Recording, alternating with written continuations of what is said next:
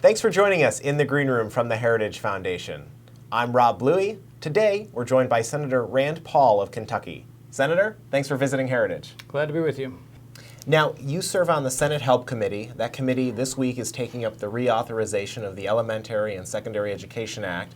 It was reauthorized last time as No Child Left Behind. Is there any hope that Congress is going to get it right on a ninth try?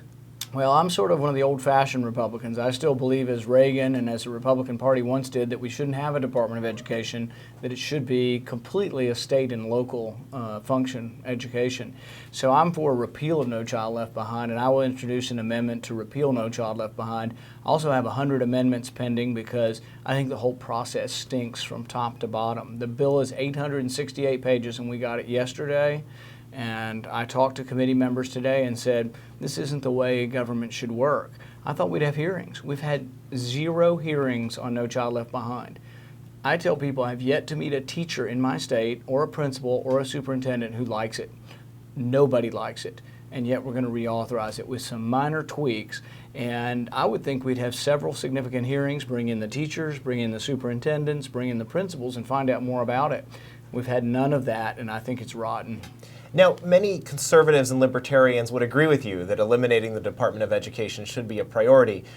Are there steps to take now, though, the practical reforms you can make before you're at the point where you have the votes to do something like that? Well, just eliminating No Child Left Behind, it's only a few years old. You know, after we got No Child Left Behind, which happened with arm twisting done by Republicans, unfortunately, we doubled the size of the Department of Education and doubled the amount of employees and the amount of money spent. So really it's gotten much worse. It's not just the Department of Education we had 10 years ago. Now it's one twice as big. It's a bigger monster. So we do need to, at the very least, repeal No Child Left Behind. One of President Obama's signature education initiatives has been the Race to the Top program. One of the qualifications for states to receive the federal funding is for them to adopt some national standards. Right. Is this a step too far for Washington?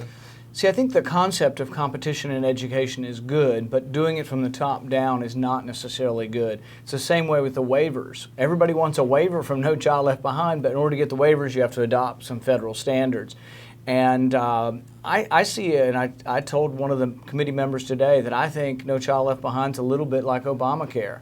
Number one, they want to pass an enormous bill and tell us we can read it later, and I think that's insulting. But number two, that everybody wants a waiver. Everybody wants a waiver from Obamacare. Everybody wants a waiver from No Child Left Behind. That makes me think that there's something rotten at the core of No Child Left Behind, that we should get rid of the whole thing because everybody wants a waiver from it, so it certainly must not be a very good law.